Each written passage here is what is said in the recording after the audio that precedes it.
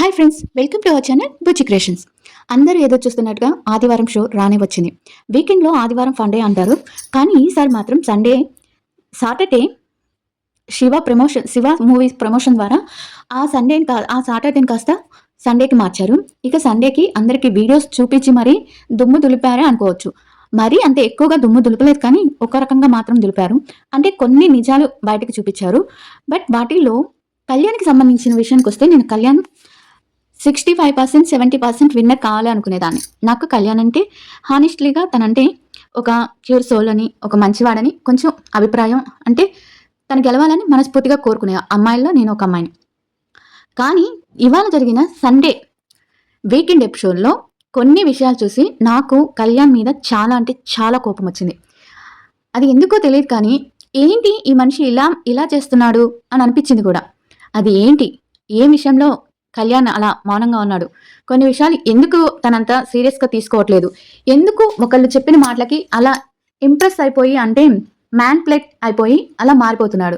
ఇలా ఉంటే కళ్యాణ్ ఆట భరణి గారి ఆటలాగే మూలపడిపోవటం గ్యారంటీ.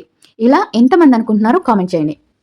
ఇక సండే ఓపెన్ అవగానే నాగార్జున గారి పాట మొదలవుతుంది.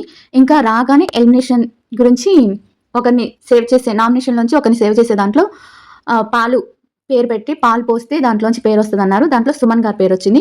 ఓకే, సుమన్ గారి పేరు వచ్చింది, సుమన్ గారు సేవ్ అయిపోయారు. తర్వాత ఇక్కడ ఒక గేమ్ పెట్టారనమాట సుమన్ గారిని లేపి. ఏంటంటే ఒక ట్రోఫీ పెట్టి ట్రోఫీకి ఎవరి దగ్గరగా ఉన్నారు, ఎగ్జిట్ వెళ్ళిపోయేదానికి ఎవరి దగ్గరగా ఉన్నారని ఒక గేమ్ పెట్టారు.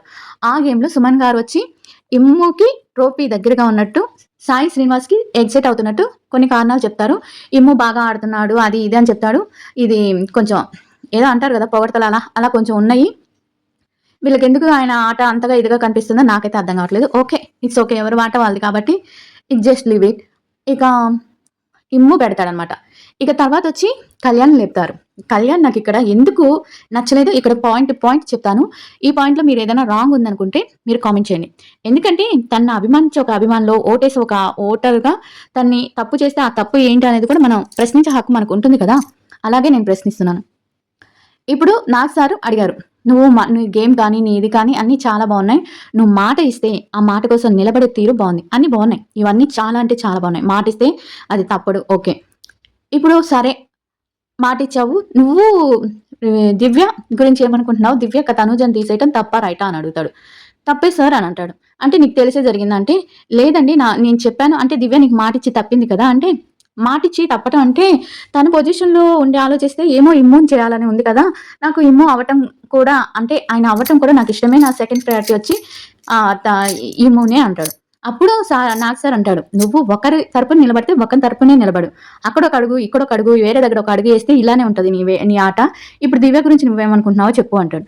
తన మాట మార్చిందని ఒప్పుకుంటున్నావు అంటే, లేదు సార్ తన సిచ్యువేషన్లో తను నాకు అన్ని చెప్పింది కదా, తన సిచ్యువేషన్లో అలా చేసిందంటే, అంటే నువ్వు తనుజకి సపోర్ట్ ఇవ్వలేదా, తనుజ అవ్వాలనుకోవట్లేదా, తను ఇమ్ము అవ్వాలనుకొని అంత చాకచక్యంగా అంత స్ట్రాటజీగా గేమ్ మార్చి మరి ఇమ్ముని కెప్టెన్ చేసింది, నువ్వు అనుకున్న తనుజ ఎందుకు అవ్వలేదు, నువ్వు సపోర్ట్ ఇచ్చిన తనుజ ఎందుకు అవ్వలేదు అని అంటే కామ్గా ఉన్నాడు. ఇక్కడ నచ్చలేదు, తనకి మాటకి చెప్పలేదు. సరే అయితే ఇప్పుడు దివ్య నీకు మాట ఇచ్చి మాట మీద నిలబడింది అంటాడు. లేదు సార్ నిలబడలేదు, అంటే నాకు మాట ఇచ్చింది కానీ తనుజని తీనని, అంటే అక్కడ ఎవరున్నారంటే తనుజ కూడా ఉంది సార్ అంటే తనుజని లేపుతాడు. అమ్మాయి మాట ఇచ్చిందా అంటే, అవును సార్ కుర్చీ ఇచ్చేటప్పుడు నేను తనుజని తీయను అని చెప్పింది సార్ అని చెప్తుంది. సరే నువ్వు కూర్చోమ్మా అంటాడు. అప్పుడు తనుజని దివ్యాన్ని కూడా లేపుతాడు. ఏం నువ్వు ఇచ్చావా అంటే, ఇచ్చాను సార్ అంటే, మరి ఎందుకు మాట మార్చావు అంటే, నేను ఆ క్షణంలో తీసుకున్న నిర్ణయం సార్, నేను అందరినీ చూశాను, ఎవరికి ఓటు ఎక్కువ పడుతుందో అప్పుడు చేయాలి కదా, అందుకని చెప్పి నేను ఆ క్షణంలో తీసుకున్న నిర్ణయం సార్, అందుకే నేను అప్పటికప్పుడు చేశాను అది అని అంటది. అవునా, అప్పటికప్పుడు చేసావా, సరే మీ అందరి క్లారిటీ కోసం ఒక వీడియో చూపిస్తున్నాను అంటూ వీడియో చూపిస్తాడు. అదేంటి, గౌరవ్ని నేను వీడియోలో చెప్పినట్టు గౌరవ్ని అడుగుతుంది. అది గేమ్ మొదలు కాకముందే గౌరవ్ని గేమ్లోంచి, అప్పుడు గౌరవ్ నువ్వు కానీ ఎక్కితే తనుజాని తీసేసాయి, అప్పటికి గేమ్ ఇంకా మొదలవ్వలేదు, అప్పుడే గౌరవ్తో మాట్లాడింది తనుజాని తీసేయమని డీల్ మాట్లాడుతుంది. అంటే తనుజాని తీసేయమని మ్యాన్ ప్లేట్ చేస్తుంది అక్కడ, అది స్పష్టంగా కనిపిస్తుంది. ఇప్పుడేమంటావు, వీడియో చూపించినాక ఇప్పుడేమంటావు కళ్యాణ్ అంటది. కళ్యాణ్ అంటే చూసి నేను ఇది ఫస్ట్ నుంచి అనుకున్నట్టుంది సార్ అంటే, మరి ఇప్పటికిప్పుడు అనుకున్నది అన్నట్టు అన్నారే అంటే, లేదు సార్ నాకు ఇప్పుడు ఇది చూస్తే మాత్రం అనిపిస్తుంది అని అంటే, సరే అయితే నీకు ఇంకొక వీడియో చూపిస్తాను, ఆ వీడియో చూడు అని చెప్పి ఫస్ట్ బన్నీ గారిని వాళ్ళకి టాస్క్ ఇచ్చినప్పుడు, సీక్రెట్ టాస్క్ ఇచ్చినప్పుడు ముగ్గురిని లేపి ఆ ముగ్గురిని వాళ్ళలో ఒకరిని చేయాలంటారు కదా, అప్పుడు భరణిని, కళ్యాణ్ని, ఇంకొచ్చి గౌరవ్ని ముగ్గురిని కూర్చొని తీసినప్పుడు ఇప్పుడు ఎంతమందిని తీశారంటే ముగ్గురిని సార్ అంటే ఆ ముగ్గురులో ఫస్ట్ ఎవరు కూర్చున్నారంటే బన్నీ సార్ అంటే మరి బన్నీ గారి పేరు ఎందుకు తీయలేదు? సుమన్ గారి దగ్గరికి వచ్చేటప్పుడు బన్నీ గారిని లెక్కలోకి తీయకుండా నిన్ను మాత్రం ఎందుకు తీసింది అంటే నిన్ను గేమ్ నుంచి లేకుండా చేయాలని అంటే అవన్నీ నాకు చెప్పింది సార్ అంటే ఏం చెప్పింది అయ్యా? ఏం చేస్తున్నావు? ఏం మాట్లాడుతున్నావు అయ్యా? ఒక గేమ్ నువ్వు గెలవడానికి ఆడితే అది కరెక్ట్, వేరే వాళ్ళని ఓడించాలని ఆడితే అది రాంగ్ అని చెప్పి నవ్వుతూ ఉంటాడు చూడండి కళ్యాణ్. నాకు అసలు నచ్చలేదు. నిన్నంత పక్కగా అక్కడ మోసం చేసింది ఆ అమ్మాయి, మోసం చేసి నిన్ను ఇచ్చేసింది అని తెలిసినా కూడా నీకు అలా నవ్వు ఎందుకు వస్తుంది? నాకు అర్థం కావట్లేదు. అంత నమ్మకం ఏంటి?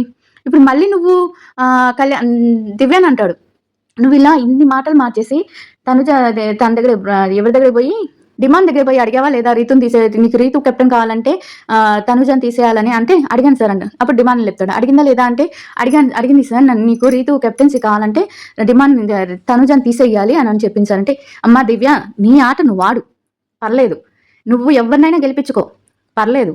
నువ్వు పోయి వాళ్ళకి సపోర్ట్ చేయని వాళ్ళ తరపున మాట్లాడు, కానీ వేరే వాళ్ళని గేమ్ తీసేయమని చెప్పడానికి నువ్వెవరమ్మా అని అడుగుతాడు నాకు సార్. ఇక్కడ చాలా బాగా నచ్చింది. కానీ కళ్యాణ్ తర్వాత నువ్వు ఇలా చేసావంటే మిగతా వాళ్ళు నిన్ను ఎలా నమ్ముతారు? అసలు గేమ్లో ఎలా నమ్ముతారు? నిన్ను చెప్పు అని అంటాడు.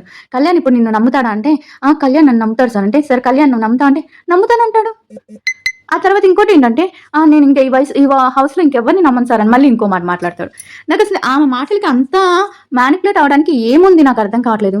ఏది నీకు అనిపిస్తుంది, ఏది రాంగ్ అనిపిస్తుంది, ఏది తప్పు అనిపిస్తుంది తెలియని అమ్మాయికుడుగా నువ్వేమన్నా అంత క్లియర్గా వీడియోలు వేసి మరీ నీకు చూపిస్తే మళ్ళీ తన వెనకాల వెళ్తున్నావు అంటే నీకు అసలు ఎంత మ్యానిపులేట్ అయిపోయావో నాకు అర్థం కావట్లేదు. నీకు మనసులో తనుజ ఉండొచ్చు, కానీ బయట నువ్వు చేసే ఈ పనులు ఉన్నాయి చూడండి, నాకు చాలా బ్యాడ్గా అనిపించింది. ఇక ఓటింగ్లో వచ్చి ఇంకా అయిపోయింది అక్కడికి. నాకు అక్కడ నచ్చలేదు. కళ్యాణ్ అభిమానిగా చెప్తున్నాను, నాకు కళ్యాణ్ నచ్చలేదు. ఈసారి మాత్రం దివ్యకి కొంచెం తక్కువే పడిందని చెప్పాలి, ఇంకా ఎక్కువ పడాలి తనకి. కోటింగ్ మాత్రం ఇంకొంచెం డోస్ పెంచుంటే తన ఆట ఇంకొంచెం క్లియర్గా క్లారిటీగా ఉండేది. ఇక అటు చూసి ఇటు చూసినా కన్నింగ్గా ఆడినా, సెల్ఫిష్గా ఆడినా, తోపు తురుమే కాబట్టి ఈయనకి ఎవరికి ఇమ్ముకి 5 మంది ఓటేశారు విన్నర్గా ఉంటారని, తనుజాకి 5 మంది వేశారు. ఇలా టాప్లో వీళ్ళిద్దరు నిలుస్తారు. తర్వాత లాస్ట్ వచ్చి ఎవరు నిలుస్తారంటే సాయి శ్రీనివాస్ ఎగ్జిట్లో 5 మంది వస్తే ఎగ్జిట్లో బర్నీకి 3 మంది వస్తుంది. ఇలా జరిగిపోతుంది. కానీ ఈసారి మాత్రం నాకు ఎందుకో కళ్యాణ్ది నచ్చలేదని చెప్పచ్చు. ఒక మనిషి నీ వెనకాల ఎన్ని కుట్రలు పన్నుతుంది, ఎంత తొక్కేయాలని చూస్తుంది. అప్పుడు తను చెప్తుంది, నాకు కళ్యాణ్ అడ్డం వస్తున్నాడని తీసేసాను సార్ అని చెప్పినా కూడా నువ్వు మళ్ళీ ఆ మనిషి మాటలకే మ్యానిపులేట్ అయిపోతే నీ ఆట ఎక్కడుంది? నువ్వు అందరికీ మాట ఇచ్చి తప్ప ఓకే, కానీ నువ్వు నమ్మేవాళ్ళు కూడా అలా ఉండాలి కదా. అలా ఉండనప్పుడు నువ్వు ఒకసారి రీతు అండ్ డిమాండ్ పవర్ నీకేదో ద్రోహం చేశారని నువ్వు అప్పుడు పవర్ చూపించావు చూడు, ఆ పవర్, అలాంటి పవర్ నీలో ఏమైపోయింది? ఇలా ఉంటే నువ్వు బన్నీ గారి అలాగే మూల కూర్చుంటావు. ఈయన తనుజ విన్నర్ అవుతుందో రన్నర్ అవుతుందో తెలియదు, కానీ ఇమ్ము మాత్రం విన్నర్ అవుతాడు. ఇలా ఆడకుండా కూర్చుంటే దేనికి?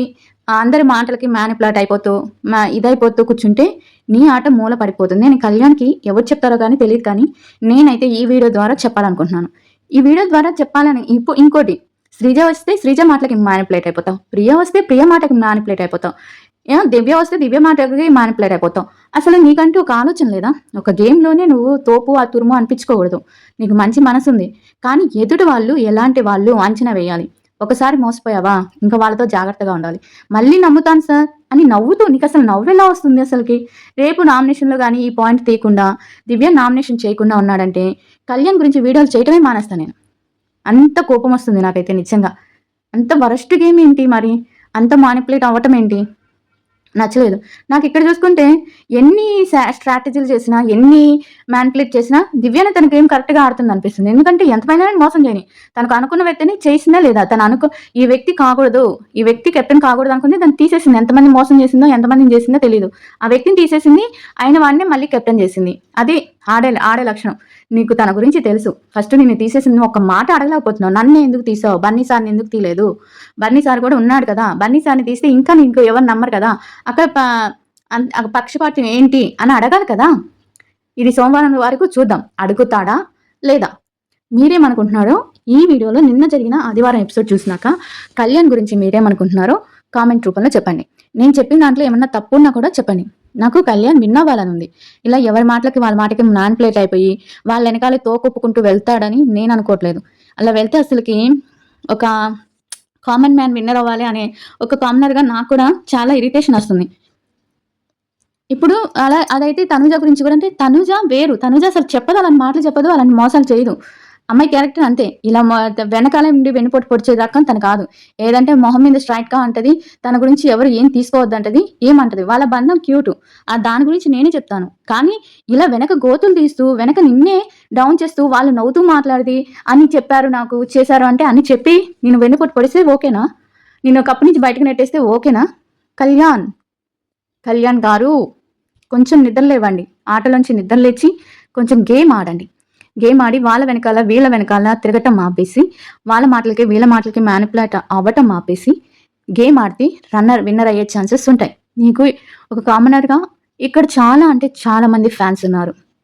ఒకప్పుడు ఎవరో కళ్యాణ్ పడాలంటే ఎవరో తెలియని స్టేజ్ నుంచి బిగ్ బాస్కి వెళ్ళి కళ్యాణ్ పడాలంటే తను విన్నర్ అవ్వాలని లక్షల మంది కోరుకునే స్థాయికి ఎదిగావంటే, ఇప్పుడు నువ్వు వేరే వాళ్ళకి మాటలకి మ్యానిపులేట్ అయిపోయి వాళ్ళు చేసిన వెన్నుపోటుని వాటిని కూడా లెక్కలోకి తీసుకోకుండా నేను మళ్ళీ నమ్ముతాను అని నవ్వుతూ కూర్చుంటే ఎవరు కాపాడలేరు, ఎవ్వరు ఏం చేయలేరు.